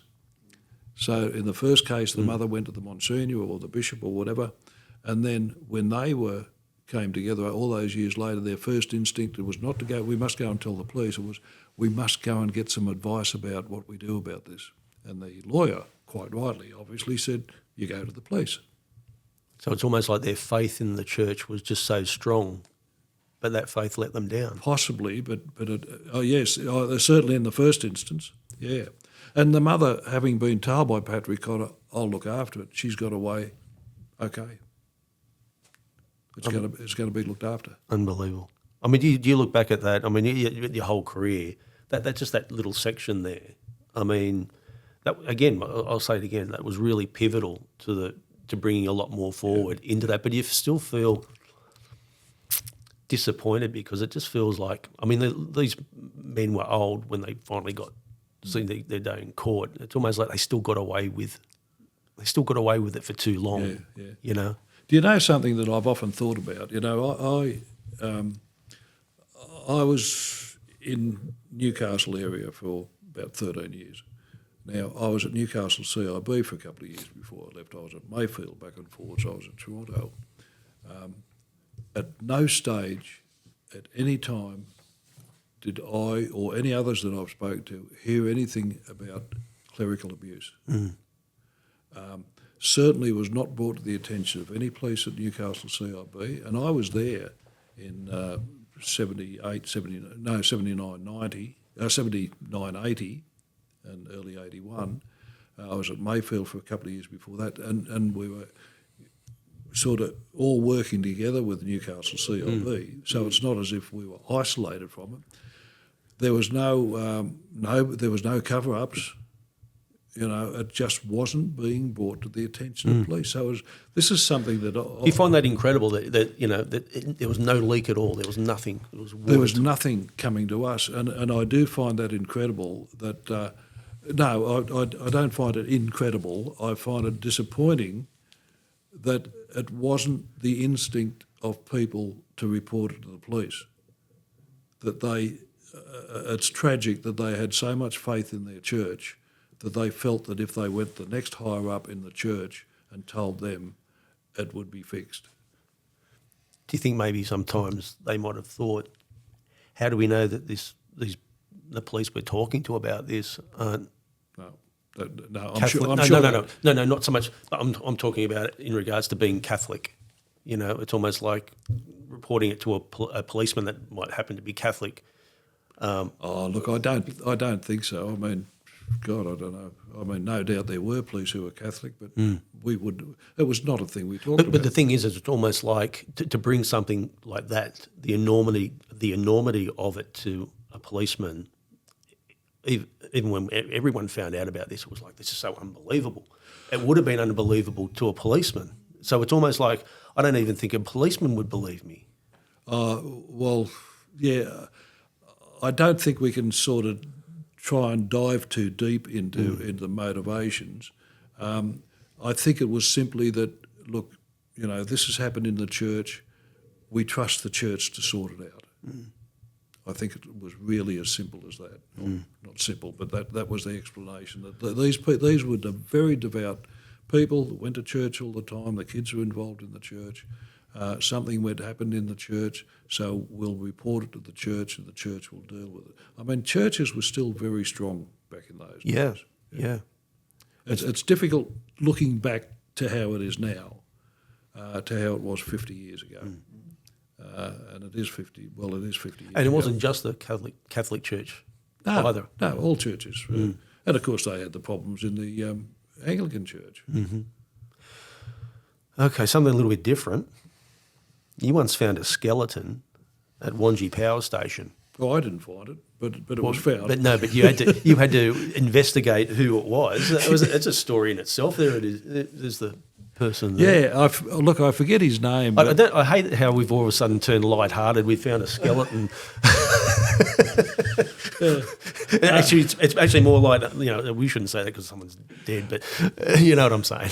Yeah, I forget his name, but he was an engineer, and there were a number of boilers in the Wangi Power Station, and they wouldn't all be working at the same time. Wangi Power Station was built, I think, in the 1950s, because we talk about power shortages now. Yeah. There was power shortages back then, so the government quickly built Wangi to help deal with it. Yeah. And they used to close down one of the boilers for maintenance. The boiler was a huge thing, the size of this room, but above it was a space, what they called a dead space, which was just a void, like a cube, a void. And there was no fire in there, but it could get up to a couple of thousand degrees with the heat. And so they'd shut it down, they'd give it time to several months to cool down, and then they'd do an inspection, just inspect for leaks and all that sort of thing. This engineer, he crawled down into the dead space, and he came along, and he's walking along in ash that deep. I don't know how the ash got there, but and suddenly he comes across these bones. And so he called the cops, and I was at Toronto at the time, of course, and went out there, climbed up, and I think we found a chrome expandable watch band, the remains of a watch, a tobacco tin, and a belt buckle, right?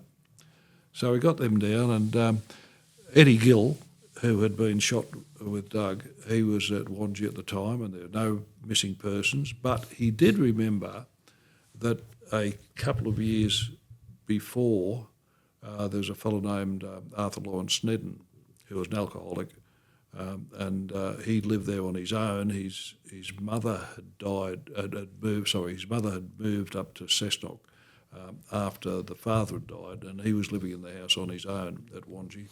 And he had sort of come knocking on his neighbour's door one night saying, "They're out to get me, they're after me, they're after me." There they are, and of course there's no one there. And so the neighbour said, "Look, Arthur, just go back to bed, you'll be fine." And he was never seen again. But he used to go wandering, so he wasn't reported as missing. Anyway, and he had worked at the power station at some stage, so it was pretty good that, that it was him. It was his bones. Yeah. And it was quite likely that if he was paranoid and delusional about being chased, because when he'd said, "There they are over there, can't you see them?" And there was no one there. So he might have gone back to where he knew he would be safe, and he's hidden there, and he's pulled the lid in over him, and of course they fired the boiler up and bang. But that's not going to be good enough for the coroner or the family. You've got to get more, right?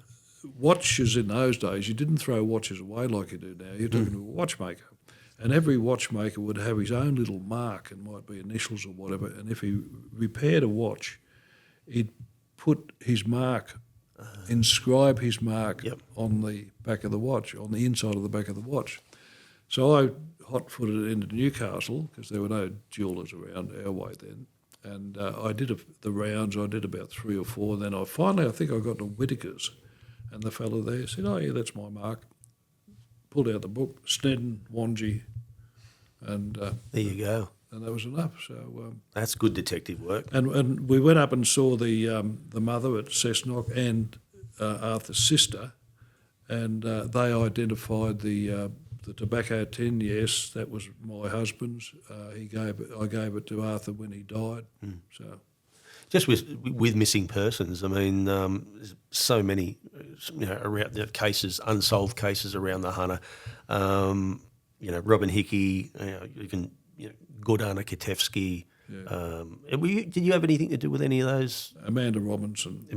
Yes. The one yes. at Swansea. That still weighs on me too. Why is that? I've still got a photo of Amanda. She was just a lovely little 13-year-old girl.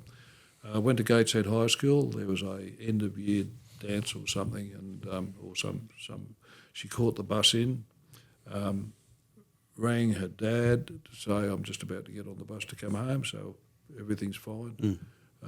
The bus driver said that she'd got off the bus and she had 500 yards to walk, never been seen since. Wow.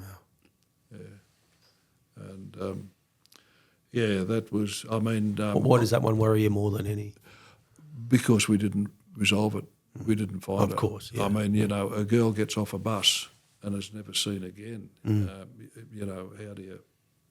and you say, we don't know what happened to her. How does it not weigh on you? At what point do you even back then, do you go, how long does it take before you realise that it's more, foul play at work if there's no evidence? 5 minutes. She was we made lots of inquiries. I actually went and sat out. I remember I went to Gateshead School and sat out on the grass with all the mates. Didn't take notes, basically relied on memory and just said, tell me about Amanda. And she didn't have a boyfriend. She didn't have, she was just a nice kid. What year would that have been? 1979, I think it was. So was that around the same time as the Robin Hickey? Robin Hickey, I think, was 12 months later. Right. That was at Belmont North. Yeah. She was just on the side of the road. Now, there's a fellow recently been dealt with and convicted over rape, I think. He was extradited from Queensland. I don't know too much about him, except it was in the paper that they were, several months ago, probably a couple of years ago now, that they were looking for a particular Tirana that used to be seen around and asking for anybody who remembered it. And I got in touch with she was a really good detective sergeant at Lake Macquarie Command. Can't think of her name, but she did some great work on child abuse stuff and so on. And I rang her and I said, here's the numbers of a couple of retired highway patrol blokes. If anybody knows, they will know. Because the highway patrols are, I always reckon they're the best thief catchers in town. They helped me a few times. Just with the missing persons, I mean, the families you've got to obviously deal with as well, the heartache in regards to that. And I suppose, as we're sort of saying, that as the investigation goes on and there's no leads, obviously it gets scaled back. Yeah, that must be incredibly hard for the families to know that it's almost like they you'd be nearly wanting to ring the cop shop every day to see how's it going. But it's obviously is a point where, with resources, you can't be constantly on one thing. Well, you just run out of things to do with it, I mean, we had 2 homicide blokes up for about 3 months, but they ran it. We just run out of leads. So that Amanda's mother only died a couple of years ago, which was very sad. She died without ever knowing. There's also a boy by the name of Michael Swazak. He went missing, I think it was in the late 80s, at the Islington Bowling Club, and that's still an ongoing thing. The hardest thing about it, I mean, the Islington Bowling Club doesn't exist anymore. They demolished it. Yeah. So it's very hard to see you couldn't even do a reenactment or anything like that. Apparently it was I think at the time a lot of gay men went there at the time. Well, Islington was a sort of a bit of a gay centre. Yeah. And from what I'm told, Michael went there and agitated a few of these fellows while he was there and never got seen after that. But that's another one that I sort of think, God, you just wonder what happened that night. Yeah. And there was just so few, people coming forward to talk about how it goes. It must be frustrating as hell. Yeah. We had a few transvestites living at, this is before you could have change operations and so on. Yep. So they just dressed up as women. And we had a few living at Islington. In fact, a couple of them were very good informants. They were one was an Aborigine, and there was when I was at the academy, just thinking back, I haven't thought about this for years, I made some good mates. I used to come home on a weekend. I built a little flat in the back of Mum and Dad's place at Adamstown, and so I'd come and stay with them. And I used to get the train. I used to go into town if I had time on a Friday afternoon to buy a ticket, so I didn't have to queue up when I got there before I got on the train. And I was working with a bloke named Bill Moulton, old detective, and he and I went in one day, and we're walking across the concourse at Central Station, and next thing I hear, Mr. Ure, Mr. Ure. And here are two of them. One was Shirley B. Now, Shirley B was the Aboriginal transvestite, and the other one was Alison Mott. Now, Alison was about 6 foot, and Alison was a man, still clearly a man, but wearing a dress and a big sun hat, and Shirley had, and I forget how she was dressed, but here are these two obvious men, big men, and they're talking to me. And of course, over the time I was there, I occasionally get a bit of a ribbing about Newcastle, coming from the sticks. And I'd say, we got the best looking women in the world too, and all this. And here we are, and we're talking to Shirley B and Alison, and they're saying, "Oh, how's life in Sydney, Mr. Ure?" And it's good, yeah, thanks. And how are you? Oh, we're going so well, and all the rest of it. And so off they go, and I just turned to Bill. I said, "Do not say a word." And to his great credit, he didn't. They breed them great up here. So tell us about your role with the director of the Australian Bureau of Criminal Intelligence. That was based in Canberra. Joined the feds. Yeah. That's a bit of a at that point in your working career, would that be the pinnacle when you get to there? Yeah. Was that always the aim, or did it just fall? No, it just happened. I had no intention. I didn't know where the State Intelligence Group was when I was rung up and told to go there. I had to get directions, and I had, because I'd sort of stopped operational detective work several years before. We had our own intelligence source. We didn't use intelligence. I mean, there wasn't any structured way of doing it. You didn't have intelligence officers or anything. You just did your best. So I went there and adjusted fairly quickly. I used to keep asking questions, and the word got around, just watch the boss, he's testing us all the time. He asks these dumb questions on purpose. No, I was asking them because I didn't know the answer. So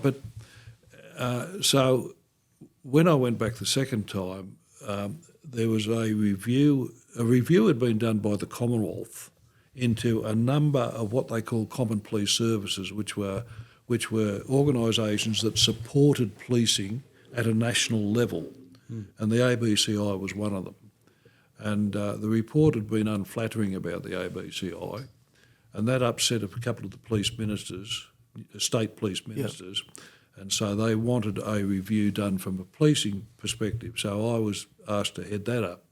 And so I was at backfoots at court. I got to know the place, and I realised that it had great potential and that hadn't been really exploited, particularly with technology developing. So then at the time, in late 87 must have been, the boss down there was just about to retire. He said, "John, you need to apply for this job." And I did. Wow. And finished up down there. You enjoy it down there? Loved it. So what were you dealing with the most? Like, was it crime gangs and? Well, no. In my role, I was answering to a board of control, which was the 8 police commissioners, I was dealing, my main points of contact were the Assistant Commissioners Crime in all the states. Also working with other agencies such as AUSTRAC, National Crime Authority, the state crime commissions where they had them, which was then only New South Wales and Queensland. ASIO, I developed liaison with ASIO. And then as I got into it, I realised that there were no actual qualifications for intelligence officers, so I worked with Charles Sturt University to come up with an accredited program up to master's level in intelligence, and ran, introduced national courses for strategic intelligence officers. And the association with Charles Sturt got to the point that after I was retired, I was appointed adjunct professor at Charles Sturt in the intelligence area. Wow. And held that role for 8 years. Cold down there. Well, they actually they also had a campus at Manly through the National Police College. I spent a lot of time there. When you decided to retire, was that a sad day? What made you? Was it a decision that you didn't take lightly? No, I had to retire. I had to leave the ABCI. I was there for 3 years, right?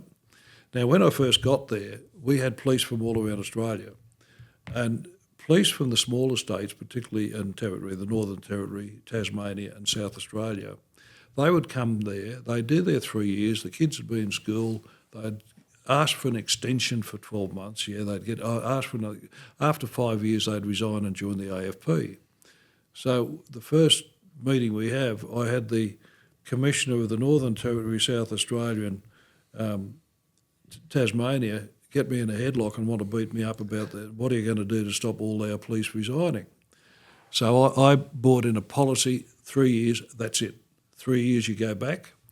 I negotiated with the Commissioner of the AFP, Mick Palmer, or I spoke to him about, not accepting applications for employment for state police who are currently housed at the ABCI.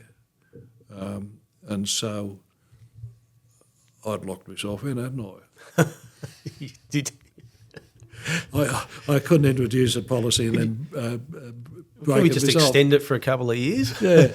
Plus, my wife was a registered nurse when she went to. She gave up her employment in New South Wales to go to Canberra. Her qualifications weren't recognised in the ACT, so she couldn't do nursing work. Right.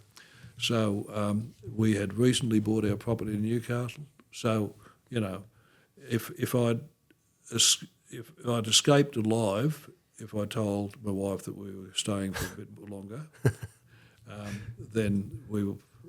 It was time. Yeah, it was time. And you got a lot of well wishes. You got a letter from the FBI.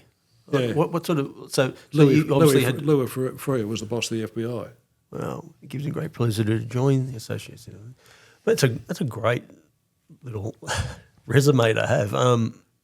So how much time would you spend talking to the FBI? Well, the FBI had two what they call legal attaches at the American Embassy, and also the Drug Enforcement Agency, Drug Enforcement Administration had people there. Gene Sugimoto was the DEA, and I worked very closely with them on international issues and became very good friends with the two legal attaches in particular. And so, it was we had a good exchange of information, and that helped with some transnational crime things. Do you still know anyone from the FBI that could possibly get me off that jury duty stuff? Look, go out and get locked up and get sentenced to do 6 months, that'll do. Not while you're out. You'll make a citizen's arrest. Just finally, any regrets in this great career of yours? No. Oh, look, I've got personal regrets, about things that I wish had worked out better.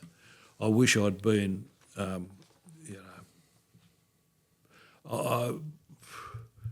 you talked about, counselling and whatnot. after operations, we became very close-knit, all of us as detectives, and you tended to spend a lot of your social time as well. I wish I'd been a better father first time round. I think I made up for it second time, but I wish I'd been a better father and husband. And policing had a lot to do with that. It was too easy to use work as an excuse.